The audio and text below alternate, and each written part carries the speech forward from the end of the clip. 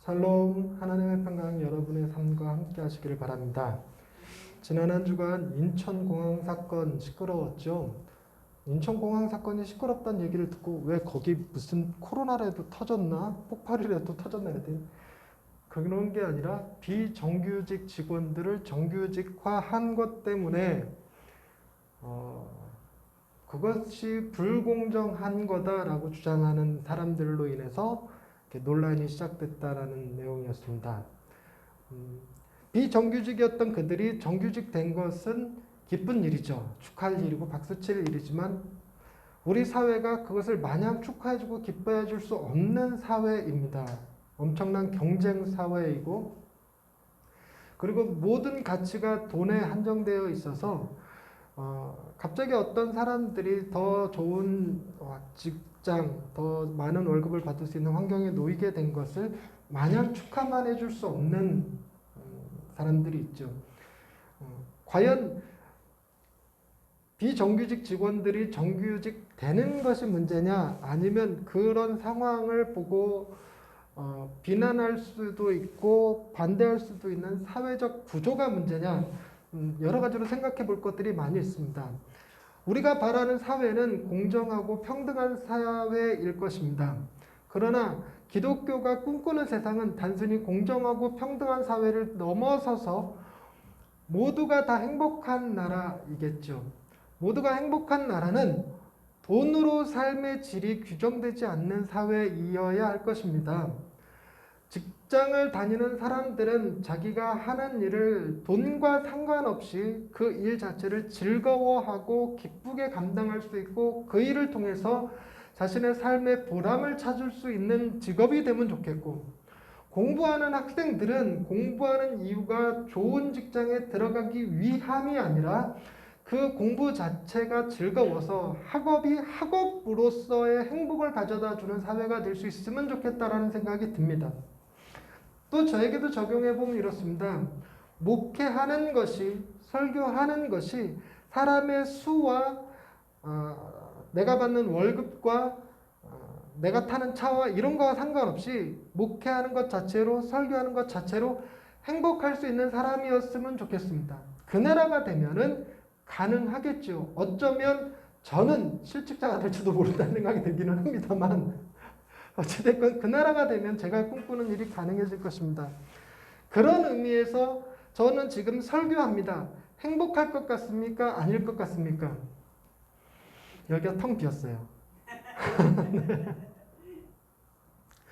오늘 우리가 읽은 본문 말씀은 제가 참 좋아하는 구절 중에 하나가 들어있습니다. 그게 뭐냐면, 누구든지 제자의 이름으로 이 작은 자 중 하나에게 냉수 한 그릇이라도 주는 자는 내가 진실로 너희에게 이르노니 그 사람이 결단코 상을 잃지 아니하리라 하는 말씀 때문입니다. 저는 이 말씀을 왜 좋아하냐면, 냉수 한 그릇만으로도 우리가 하나님 나라에 가서 받을 상이 있다라는 사실 자체가 너무 감사하기 때문에 그렇습니다.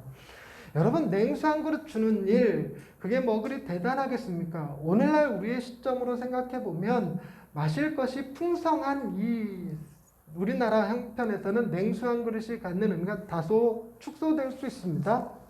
그러나 유럽권에 가면요, 여러분 밥 먹으러 왔는데 밥값도 비싼데 거기다가 물 한 잔 주세요 하는 순간 1,600원, 2,000원 가까이가 결제가 됩니다.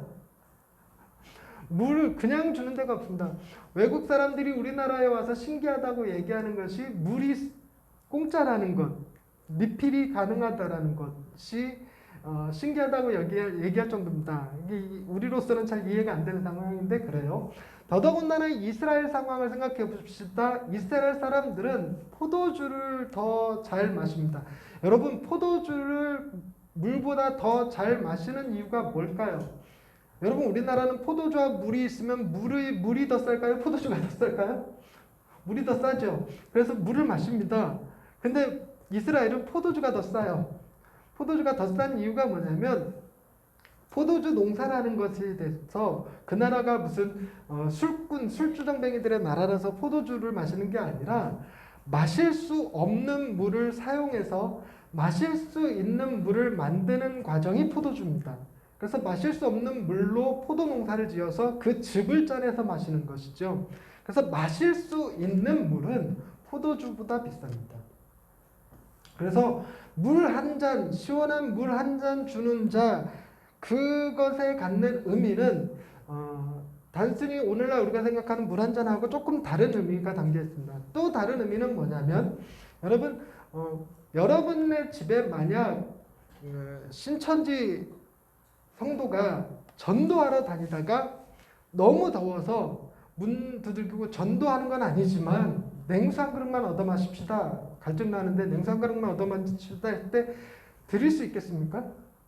그런 비슷한 느낌입니다. 유대 사회는 예수 믿는 사람들, 예수의 제자라고 불리는 사람에게 물 한 잔 주는 일이 이웃 사람에게 물 한 잔 주는 것과 같지 않습니다. 그 동네 랍비에게 물 한 잔 주는 것과는 전혀 차원이 다르죠. 잘못하다가는 그들을 동조한다라는 누명을 써서 박해받을 수도 있는 상황에 놓입니다. 그러니까 물 한 잔이 갖는 의미는 오늘날의 의미와 조금 다르지만 그렇다고 해서 당시 이스라엘 사회를 반영하고 그렇게 목숨을 걸어서 이런 얘기로 하자는 것은 아닙니다. 본문에서 얘기하는 것은 지극히 작은 한 행위를 의미합니다. 지극히 작은 한 행위만이라도 그가 결단코 상을 잃지 않을 것이라고 합니다.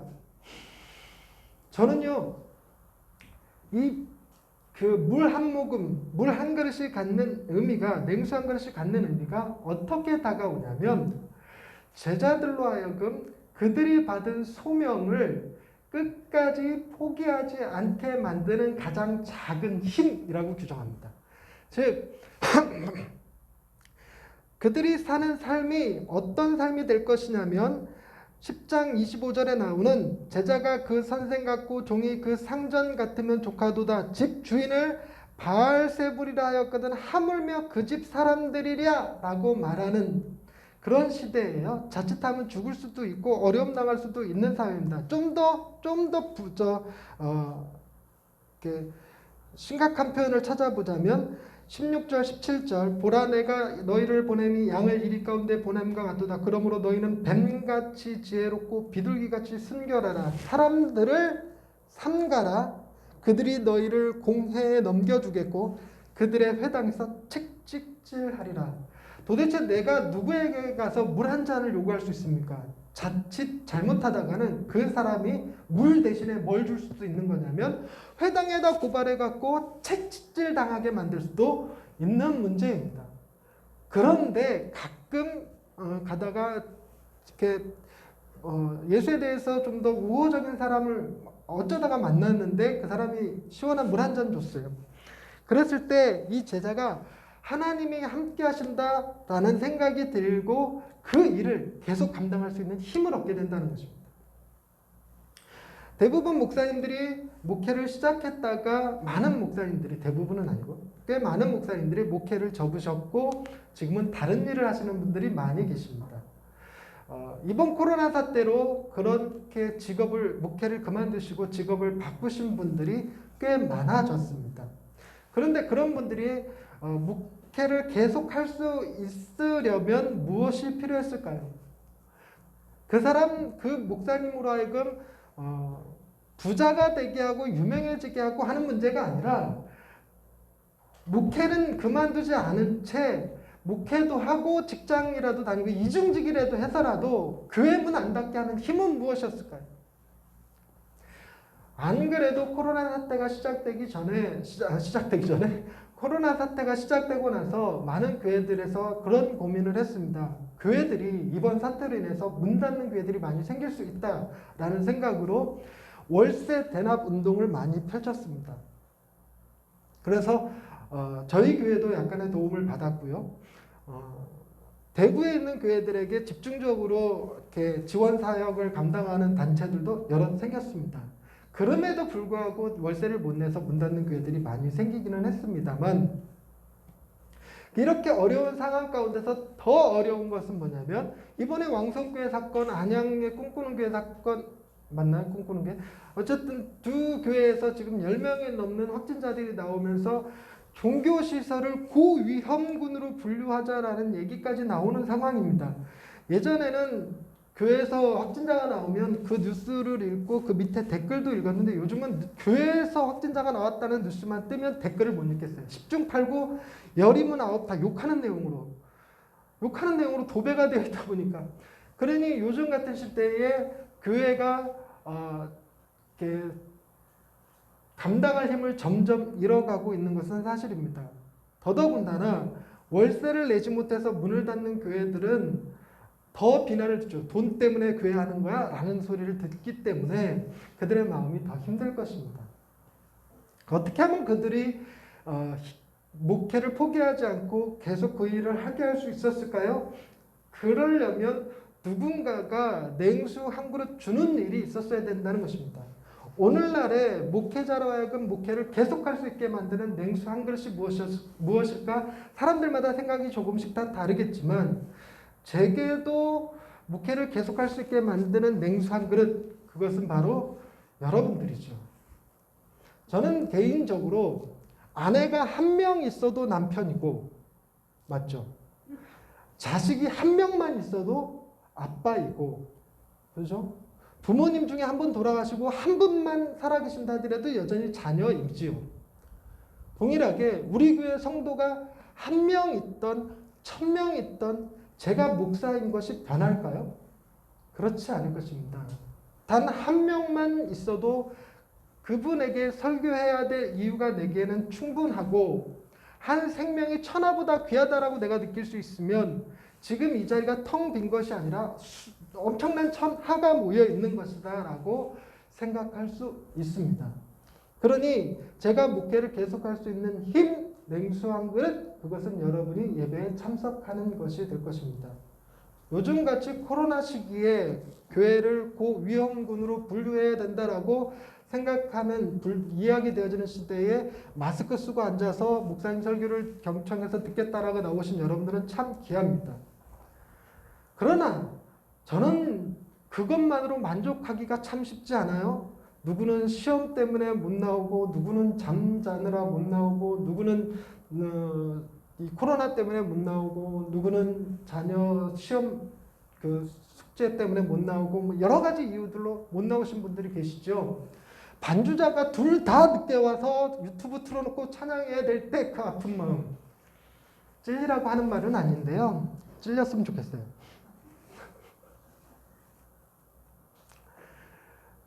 딱히 저는 목회를 그만둬야 되겠다라고 생각할 만큼 어려운 상황이 없었기 때문에 제가 하는 말이 큰 의미가 다가가진 않는데 냉수한 그릇을 경험했습니다. 아침마다 대추차 마시고 있습니다. 대추차 다 떨어지면 쌍화차 마실 계획입니다. 유튜브에 설교를 업로드하고 있지만 조회수가 끊임없이 한 자릿수를 유지하고 있을 때 저는 우리 교인들이 예배에 빠지면 조회수라도 올라갈 줄 알았더만 그런 것도 아닌데 누군가는 열심히 들어주는 분이 계신다는 것, 그것을 쌍화차로 대추차로 표현해 주신 그분에게서 냉수 한 그릇의 기분을 조금 느꼈습니다. 대단한 건 아니겠죠? 대추차, 쌍화차. 하지만 사람의 심리가 묘하게 그분이 결단코 상을 잃지 않았으면 좋겠습니다. 그런데 저는 목회자이죠. 분명하게 말씀드릴 수 있는 것 중에 하나는 뭐냐면 그분이 받는 상은 결단코 냉수 한 그릇에 있지 않다라는 것입니다. 여러분들이 받는 상은 결단코 예배 참석에 있지 않습니다. 여러분들이 받는 상은 결단코 반주에 있지 않습니다. 우리는 반드시 상을 받을 것입니다. 그러나 우리의 상은 제가 설교하는 것으로 인해서 받는 것도 아니고 제가 전도한다고 해서 받는 것도 아닙니다. 그런 거와 전혀 상관없이 우리에게는 상이 있습니다. 그러나 상을 받기 전에 먼저 해결해야 될 문제가 있는데 먼저 30절 말씀을 한번 읽어보겠습니다.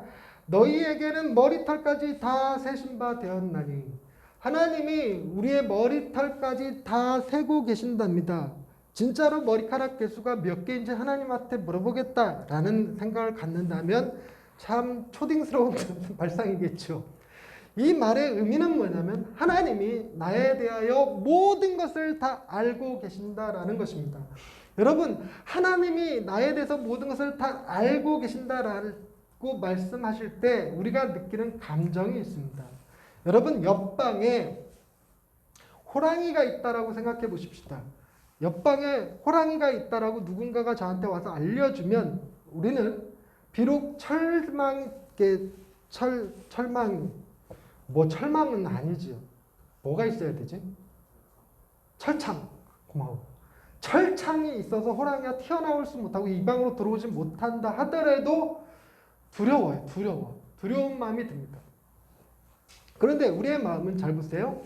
그런 두려움과 또 다른 두려움이 존재하는데 그게 뭐냐면 지금 내가 있는 이 방에 귀신이 있다는 겁니다. 귀신을 여러분 믿으시나요? 여러분, 제가 누차 얘기하지만 귀신이 나타나면 여러분 어떻게 반응해라? 흥칫뿡. 심지어 예수님이라 할지라도 흥칫뿡. 예, 그게 우리의 자세입니다. 제가 아무리 그렇게 얘기를 해도 무당이 와서 이 방에 귀신이 있어 하는 순간 모골이 송연해지면서 풀들이 갑자기 직립보행할 것처럼 빡빡빡빡 다 서요. 그때 느끼는 두려움은 옆방에 호랑이가 있다라고 하는 것보다 더 큰 두려움입니다. 두려움의 종류가 좀 달라요. 공포스럽죠. 괴기스럽고. 그런데 내가 있는 이 방에 이 세상을 창조하신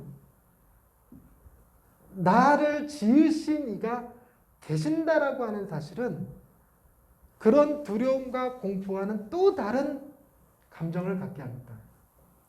영어로는 누미노제라고 부르기도 하고 우리가 그걸 번역하기를 경외심이라고 표현하기도 하지만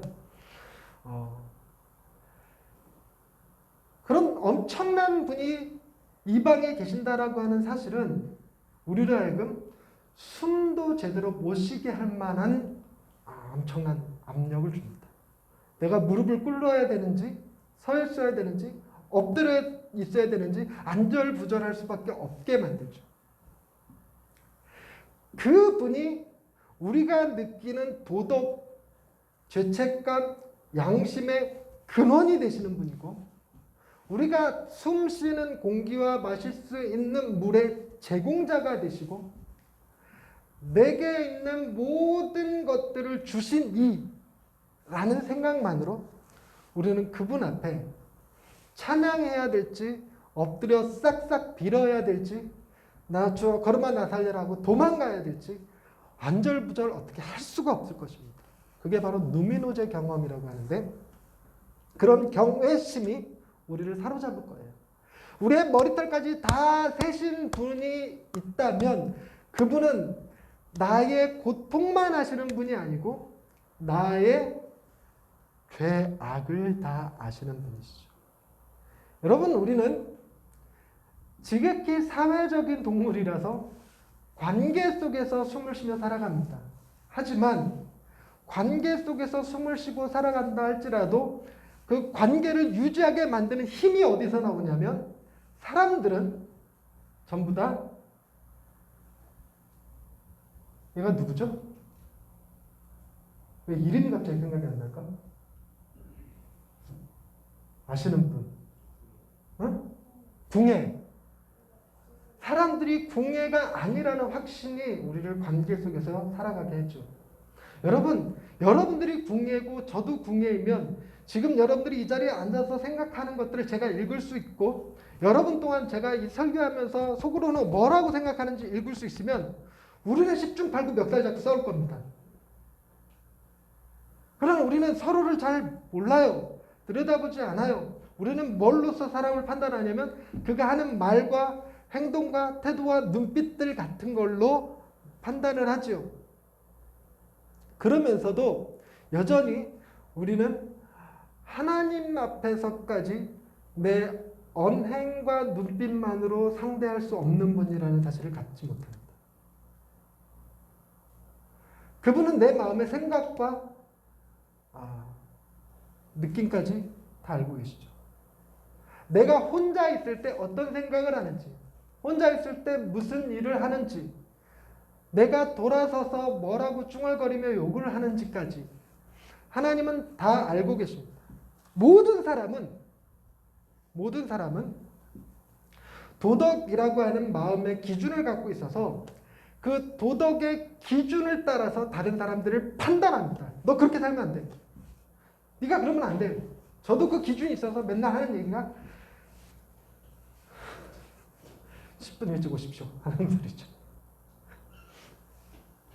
그런데 그 도덕적 기준을 다른 사람을 평가하고 판단하는 것만으로 작용되는 것이 아니라 하나님이 우리를 판단하실 때에도 내 마음에 가지고 있는 도덕적 기준을 가지고 판단하실 수 있다는 것입니다.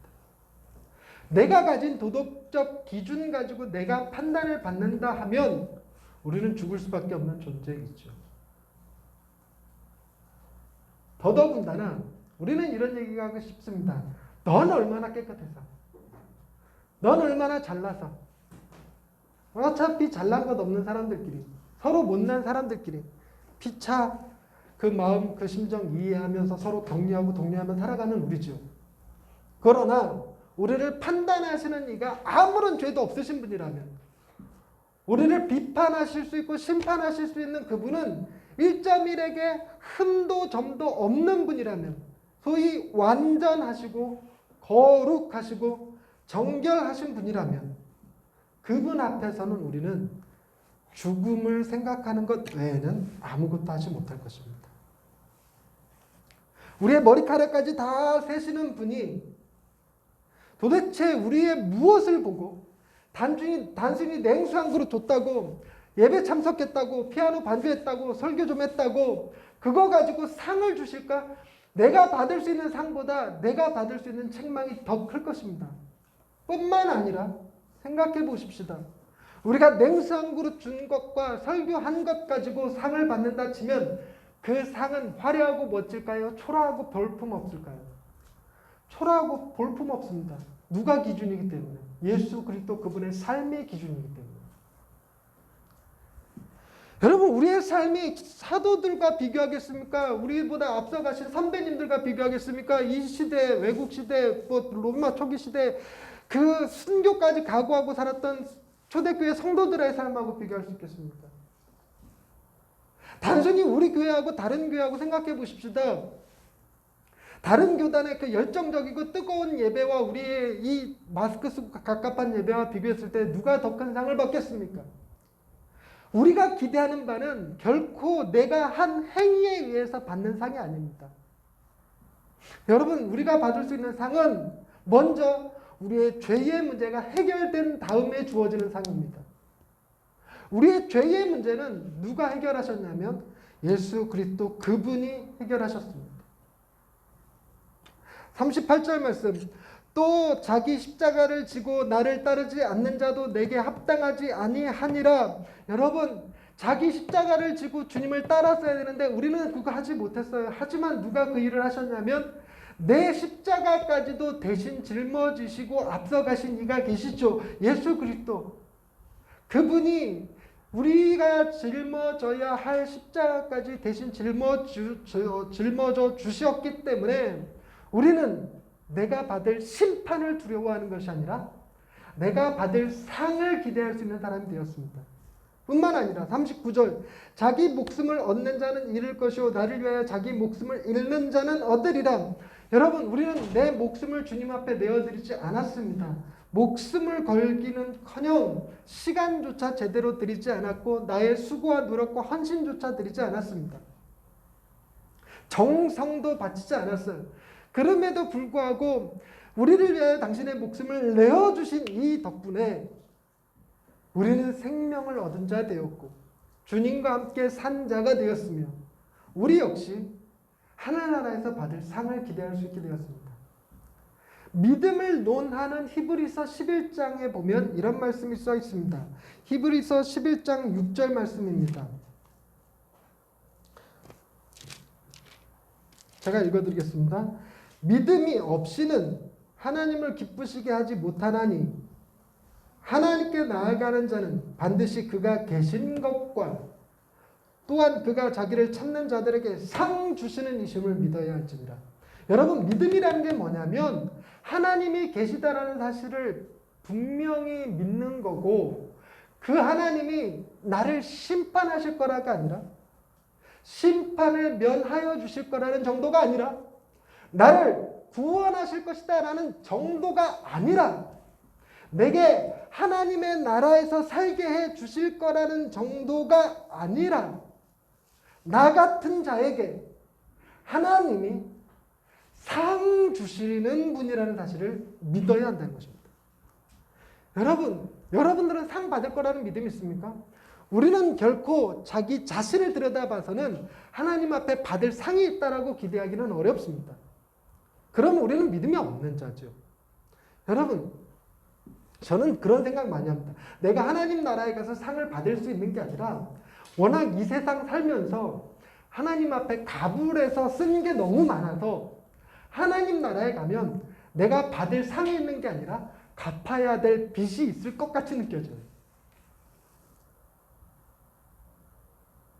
그럼에도 불구하고 믿음은 하나님이 살아계신 것과 그분은 우리에게 상 주시는 분이심을 믿어야 합니다. 이때 말하는 상은 우리가 행한 것으로 인하여 받는 상이 아닙니다. 우리를 위하여 이 땅에 내려와 가장 선한 삶을 사신 예수 그리스도 그분이 받으셔야 될 상을 우리에게 주시는 겁니다. 그분이 받아야 될 상을 우리에게 주시기 때문에 우리의 행위와 노력이 전혀 그 상을 얻는 데에 조금도 기여하지 못했기 때문에 우리는 저 사람이 왜 그 큰 상을 받아야 됩니까? 라는 얘기도 못하고 나는 당연히 상을 받아야 됩니다. 라는 말도 못합니다.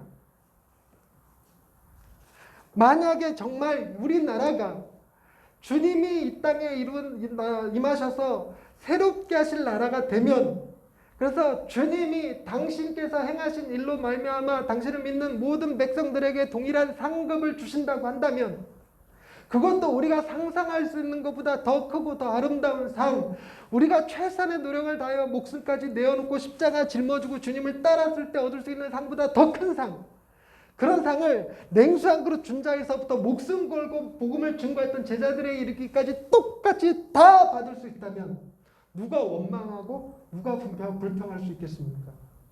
우리는 원망하고 불평하는 것은 나는 노력했는데 받지 못한 것을 저 사람들은 노력하지 않고도 받았다라는 사실 때문에 열받는 거거든요. 열받아 정말 생각하면. 나는 노력했는데 이 지경이고 누구는 노력도 하지 않았는데 큰 교회 하고 있고 이러면서 뭐 머릿속에 여러 명이 떠오라, 막 여러 명이. 내 안에 아직 복음이 임하지 않은 거죠. 여러분 안에 복음이 임했다면, 우리 나라에 온전히 복음이 임했다면 우리는 인천공항 비정규직 직원들이 정규직 된 것에 대하여 박수칠 것입니다. 마음껏 축복해 줄 것입니다. 그리고 다른 여러 기업들에게 대하여 말할 겁니다. 인천공항 보세요. 저처럼 하셔야 됩니다. 비정규직을 정규직화해 주세요. 재정이 안 되면 우리가 나눠서라도 동등하게 분배해서라도 그렇게 하십시다. 아니면 모든 국민에게 기본소득을 제공해서 돈으로 사는 것이 아니라 일은 일 자체로 즐겁고 행복한 일이 되게 해주세요. 공부하는 것은 공부하는 대로, 일하는 사람은 일하는 대로, 노는 사람은 노는 사람대로 그것 자체로 행복할 수 있게 해주세요. 각자가 자기를 발견하고 자기를 완성하고 자기의 보람을 찾고 자기의 정체성을 찾는 일, 그것이 일에서, 돈에서, 학업에서 결정되는 것이 아니라 우리가 대한민국 국민이라는 사실로 결정되게 해주세요. 이렇게 말할 수 있을 것입니다. 우리나라 정말 좋은 나라입니다라고. 여러분, 그런 나라가 우리나라에서 이루어지긴 쉽지 않을 것입니다. 그러나 불가능하지도 않죠. 뭐 하기만 하면 될까요? 그분이 오셔서 다 들여주시기만 하시면 됩니다. 우리는 그런 나라를 꿈꾸고 있고 그런 나라의 부름을 받았으며 우리가 만들어 가야 될 나라가 바로 그런 나라죠. 우리가 더 열심히 수고하고 노력해서 공부하고 열심히 일을 하는 이유가 그것 때문에 내가 더 높은 자리에 가는 것이 아니라 그렇게 수고하고 노력해서 우리나라가 좀 더 공정한 사회, 평등한 사회, 모든 사람이 행복할 수 있는 사회로 나아갈 수 있게 되는 것. 하나님이 바라시던 그 새 예루살렘의 모형이라도 만들어낼 수 있는 것. 정말 냉수 한 그릇 준 자에게 내가 수고하여 받은 것을 동일하게 나눌 수 있는 그런 사회가 되는 것. 그랬으면 좋겠습니다. 우리나라는 어렵지만, 지금은 당장은 어렵지만 주님은 그 일을 이미 시작하셨고 그리고 완성해 놓으셨고 장차 우리에게 베풀어 주실 것입니다. 우리는 내가 제자의 삶을 살았다 하는 것도 아니요, 내가 제자의 삶을 사는 이에게 냉수 한 그릇 주었다 함도 아니라 나를 구원하시고 당신이 받으셨어야 될 상을 우리에게 베풀어 주시는 그 주님으로 인하여 모두가 서로를 격려하고 축복하며 충분히 함께 기뻐할 수 있을 줄로 믿습니다. 기도하십시다. 하나님, 우리는 하나님이 우리의 죄를 십자가에 당신의 아들로 해결해 주시고 우리에게는 주 예수 그리스도께서 선하게 사신 삶의 결과로 얻어야 될 상을 베풀어 주심을 믿습니다. 우리에게 그 상을 바라보고 기대하게 하시고 그 주님을 기뻐하며 주님과 동행하며 주님 닮은 삶을 살기를 원하는 우리의 마음을 허락하여 주신 것 감사드립니다. 주님과 함께 동행함으로 주님을 따라 우리도 우리의 가진 것들을 나누고 섬김으로 이 나라가 좀 더 공평하고 평등하고 함께 기뻐하고 즐거워할 수 있는 나라가 되게 해 주옵소서. 예수님의 이름으로 기도드립니다. 아멘.